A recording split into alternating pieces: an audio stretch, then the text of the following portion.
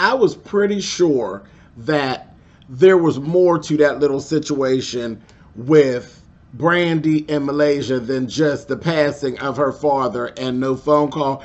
I was pretty sure that there had to be more to that, and I was right. I think y'all knew it too.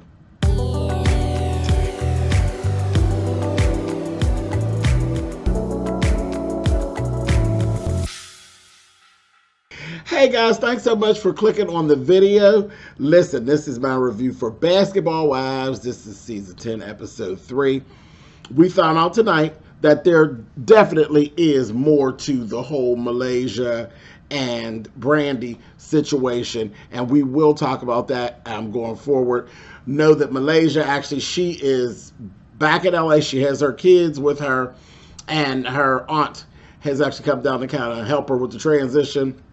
And she talked about the fact that she has all 3 of her children and her all in this 2-bedroom apartment. And she actually they showed a picture of the house that they were living in. I said, girl, hurry up and get them kids out of there. Hurry up and get them babies out of there. Because first thing she's telling them, y'all know y'all can't be play fighting and stuff. That's what you can tell that's what they do. That's what they do. They be having themselves a good time, rough house. And you can see it. They look like they're ready to get started.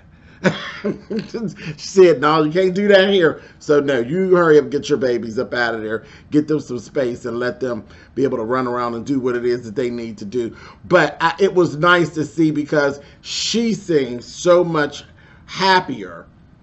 Like just a short time, you can see her mood and stuff before she went back to Atlanta to get them, and then her mood in the scene once they were there. She was so happy.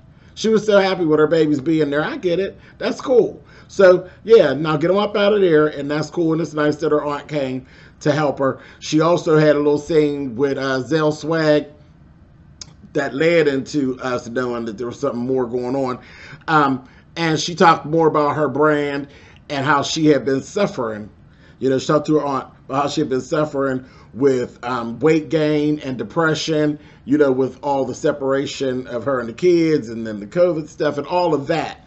And the brand, I guess she's been selling online, but it's called Vanity World 10. Really cute clothes, stuff that looks like the stuff that she wears, cute stuff. And now she wants to do like pop-up shops, and she wants to get herself a brick and mortar place. So, hey, go for it. But her and Zell Swag actually also talked about, remember, Zell Swag is friends with Brandy and friends with Malaysia, but there was some stuff that went down between Zell and Brandy too, so they're not friends anymore either. Brandy ain't friends with nobody in her circle anymore. She blamed the stuff from Malaysia on not calling when the father died, and there's something with Zell where they got in an argument. He said some things about some family members of hers. Now I know Zell Swag from his works, and Zell's mouth can be a bit vicious. So I could just imagine what he probably said in the heat of that argument. But that friendship is suffering, and he basically now is doing the thing that I didn't really want him to do. I didn't want him to insert himself into the Malaysia and Brandy thing. I wanted him to stay out of it. And he was neutral at first, but no, now he's talking about, you know, the way she's moving and how she's handling things. I'm like, oh, you in it now. So that's opened up the door. I was like, oh yeah, so there's more going on. There's some stuff going on. And maybe, is it all for a storyline? Whatever. I don't know. And we'll see. We will see, won't we? Anyway, let's go back. I'll get back to Malaysia and them later. Okay, so Jackie meets up with Angel and Rockstar. This is her first meeting of him. Listen, she was talking to Angel first. Right away, Angel is coming across as just literally miserable in the relationship. And she does. She comes across like she's miserable. She's just not having a good time with it at all. And then she's pregnant. It's kind of sad. And then when Rockstar comes up and he joins the conversation, baby, he basically played it all up for Jackie like it was all good. And Jackie's like, oh, you know, Jackie wants to buy in. Jackie wants everybody to be in love. She wanted everybody to be in love. She wanted everybody to have what her and Doug has. I get it. But Jackie, you're meddlesome. You're meddlesome, baby. You really are. And sitting across from Angel, I don't even know Angel all like that, but I could tell she ain't happy in that little thing she got going on. And Jackie was acting just like what Angel had said prior. Didn't mean anything. Like, oh yeah, girl, you got yourself a real king there. I said, girl, you don't know Rockstar in this thing. You do not know Rockstar in this thing. He is a king. What? Child, a prince with a pair of jelly shoes, honey. You better get on out of here. Anyway, moving on. Jackie. Then we see British and her mom. And right away, now, you know, I'm just getting to know British and her mom and Lorenzo and their little thing. Here, child baby, the mother is completely over the Lorenzo saga. I think what I got from it is that mama is like, listen, I love my grandbabies, but that's all the Lorenzo that I could take. She is over it. And it seems like there's a whole real controlling thing. It seems like they've been back and forth, you know, where it's like we in love, but we not together, but we still in love, but he want to control her, but doing all what he want to do. And when she goes and does what she is going to do, it becomes a problem. And then he's harassing her and whoever she's doing it with. I'm like, girl, that ain't safe. That ain't safe. I was like, wow, that's toxic. I don't like stuff like that. I don't like stuff like that at all. That type of controlling spirit, it can go really left. And there's a lot of shows about that type of controlling spirit. You know them. Snapped. What I Did for My Man, and them type of shows.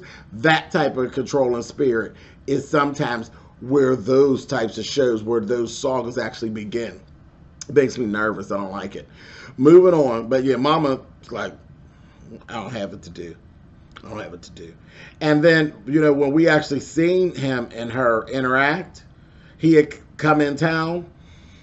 Their interaction was just like, oof. It was very controlling and very, I mean, he was everything she said. Everything she said, he was saying. When he told her, I'm gonna let you test your little stuff, and then you'll be back. First of all, I don't know how you ended up in such love with a man that talks to you like that. It's like he talks down to her. You know, it's not the talking down where it's like, oh, you're ugly, oh, you're not good enough to be with me, but it's talking down in the sense of like, I'm the best that you could do, and no matter what, you're going to come back to me. No matter what I do, you're going to come back to me. That's abusive.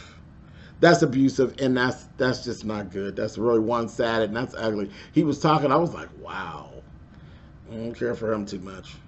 Cute guy. But he liked himself a bit too much for me.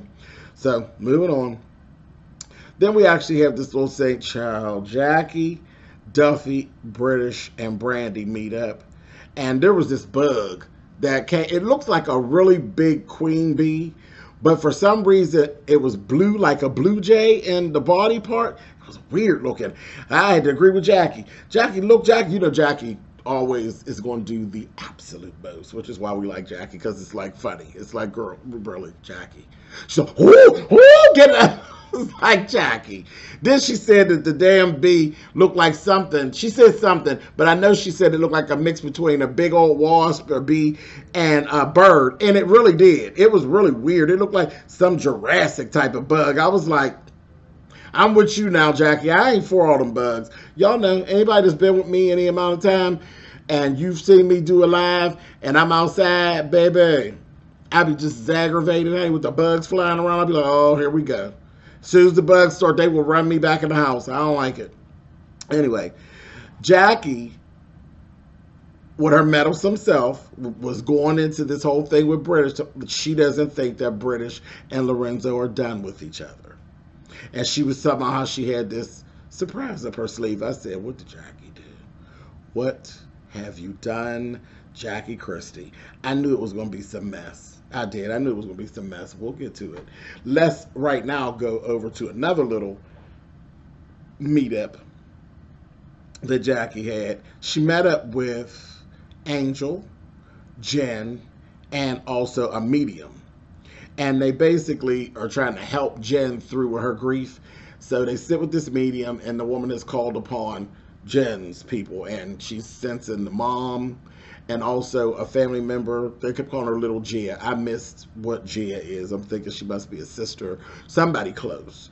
But it seemed like she must have passed on when she was young.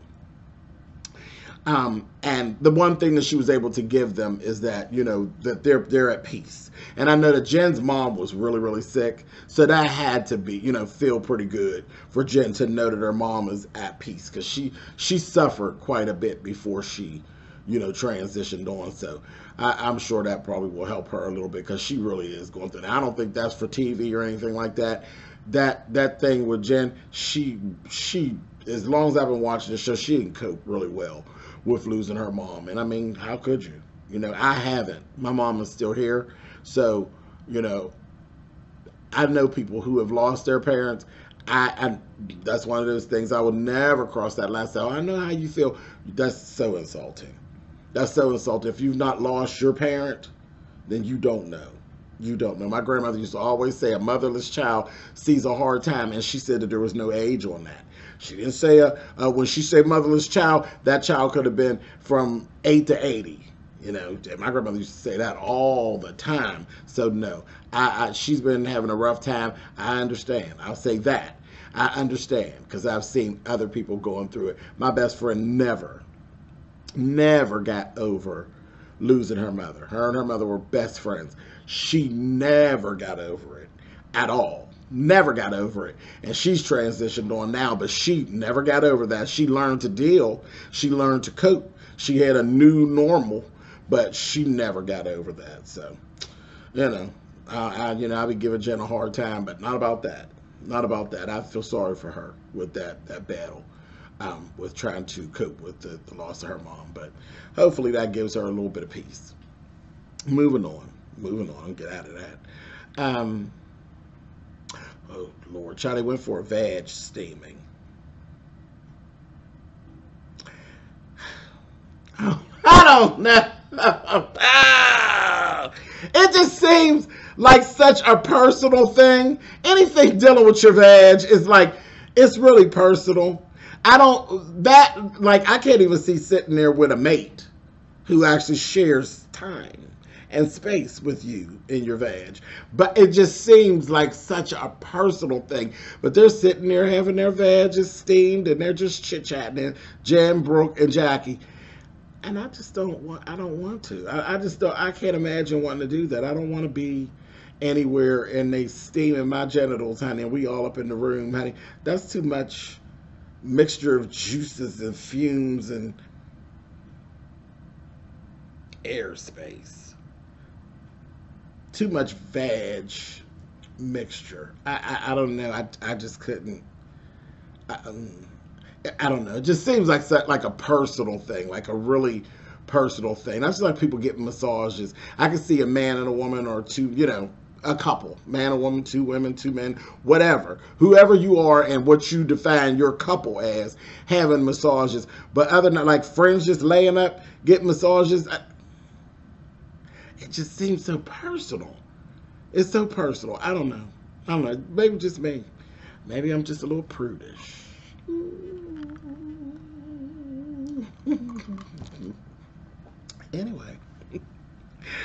Anyway, well, in the midst of that, while they're sitting there with the steam blowing on their vag, honey, Jen is ready to date, but she's not ready to like mix and mingle and get down, honey. She is holding on, and she wants to be married again. She looking for her a husband. Yeah. So I was like, all right, Jen. Hey, listen, if you know what you want, ain't no need to be fluttering around. If you know what you want, go for what it is that you want. So let's go ahead. We got Duffy has this whole find and love event. It's the meat market. So it's kind of like a speed dating kind of thing. And they had these cards. It was set up pretty cute. And I think like they knew the men, like they were friends of some of the other people that was actually there. I didn't think that the males should have been a part of it. I don't think any of the males should have been there. Like Rockstar should have been there. Nah, it should have just been a girls thing. Just let it be the girls thing. But anyway, and then Zell actually ends up showing up with Malaysia later, but he was actually one of the ones that was thrown into the mix. Rockstar wasn't being thrown in the mix. He was sitting there with Angel. But anyway, so they get these cards, and you have your card, and if there's a male that comes through and you're interested in the next round, you give them your card. I said, well, this is pretty cute. Like that just seemed like fun. That was cute. They called the meat market, child. Now Jackie already, I told you she had a surprise. The surprise was that she invited Lorenzo. I said, you always got your nose in somebody's stuff, Jackie. So I was like, I don't know how that's gonna turn out. Then, a couple guys were coming through. They coming through doing their thing, saying, who they are and presenting themselves. Then a little long-haired guy come through here, a little Caucasian guy. I remember him. He's from Love and Hip Hop. He come in flipping his hair around, carrying on. I was like, he's a R&B singer, and he do a little rap. But he was from Love and Hip Hop. I was like, okay, interesting. All right. And then the one that came through, the one that you need to be paying attention to, is this guy named Jelani. Jelani fine. Jelani was fine. Fine. He really good looking. And Jen was reading. Y'all know how Jen be. Jen was reading when they was coming through. She's like, child, I don't know why I'm here with this. Honey, when Jelani came through, Jen sat up straight, baby, and immediately gave Jelani her card, honey. Jelani sharp. He owns some businesses and different things like that. Jelani, all right. He don't have any kids. Yeah, Jelani looks like he's he might be a keeper. So Jen definitely had her eye on Jelani. We didn't get to see a whole bunch of this. Like, we didn't get to see them go into the second round because shortly after that, Lorenzo comes through, and child British looks, and when I tell you it went very left very quickly. He come in there with that same old controlling spirit. When I tell you that British sat there and dragged him, she read him down and then dismissed him. I said, oh, that's embarrassing. I mean, she dragged him, told him, honey, listen, I ain't here for it today. I'm not in the mood. I'm not sitting there playing this game with you. You can go. Had dragged him and dismissed him like a G. I said, okay, you came in here cute, but she shut that down. And then here, they're looking to see who the next person is. Malaysia coming in the door with Zell. Zell gets over there. First thing Zell does is queens out and decides to be shady to Jen, because Jen don't like Zell. I remember that they had a little whoop, whoop, whoop, honey. And that was on another show in the past. And he had talked about Jen's outfit and all this, and then talked about her shoes and said her breath stank. And so they had a little back and forth on the internet, and they just don't get along. They don't mess with each other. So he called himself apologizing a little bit, but he shaded. He queened out. He shaded her. Well, girl, if you've gone to the dentist and taken care of that, I said, oh, jeez. Just read her about her stinking breath and the fact that she's blocked him on Instagram, as she should have. Anyway, the next thing you know, Brandy's trying to push the narrative that Malaysia actually brought Zell there to be nasty to Jen. Whereas, actually, I believe Malaysia actually brought Zell there to aggravate you, Brandy, not to aggravate Jen. But you just built yourself a narrative, and British had come over and told Malaysia what was going on, said, Jen's really bothered because, she feels like that her and Zell don't get along and stuff, and that you did that to be malicious. And Malaysia immediately cut a beeline over to Jen, leaned over, told her, no, baby, that's really not it. I definitely did not do that. So, forgive me, whatever. And I said, well, that was really nice, because it don't take but that much for Jen and Malaysia to start arguing and fighting again. So she did that, and it was pretty cool. And Jen looked like she was kind of okay with it. But then Brandy took it up. And it got to be this whole back and forth with Brandy in Malaysia. And Brandy's like, anytime you bring Zell in, you know what you're doing. You do. And it was like, it's so, so obvious that they are going to be each other's storyline. And that they don't, they're passionate, but it's passionate acting, because the way that they were up in each other's face and putting each other's hands in each other's face and all of this and all of that, they on a normal, both of them would have hit. Both of them, they would have hit the other one. So let's just enjoy this for what it is. This is some storyline stuff. But when I said that I knew it got deeper, this is when, you know, they were talking to Malaysia, like, this is why I didn't even want to be bothered with her. She said, because see, this go deeper. This is not, it's not my fault that you lost your job here. It's not my fault. I tried everything to keep you on the show, to get you back on the show. It ain't my fault that you talk too much and you don't know when to shut up and sit down. I said. And then that's what Malaysia was going through and saying, you know, it's been really, they've been on the outs ever since she got kicked off the show. And I guess she felt like Malaysia was supposed to leave the show too. She's like, I'm not leaving my job because you don't know how to shut up. She said, it was not my fault. It was all your fault. It was your fault. That was all done at your hand. I said, I knew there was more to it. I knew there was more to it than that death and no phone call. So that was very interesting, and that kind of opened up, you know, the next part of their storyline. But again, like I said, they playing in each other's face and playing in ours at the same time. Then Malaysia's laughing, saying, girl, you could be, I'm going outside. And she's jumping up, oh, I'll go outside. I'm like, y'all not going to fight with each other, and y'all know it. Now, y'all stop that. Stop that foolishness. But anyway, that's kind of where we cut out at. Listen. And this is okay. You know how Basketball Wives can be. It can get very nasty. This isn't too nasty yet. Not yet. So this was okay. I walk away from this episode saying, okay, cool. It's all right. Because it gets a little tumultuous sometimes. Y'all know. I ain't gonna tell y'all. Y'all know how y'all be in them comments, child. Anyway, listen. That's it. That's all. I ain't got no more right now. Ain't got no more right now. And I'll see y'all on the next episode. Later.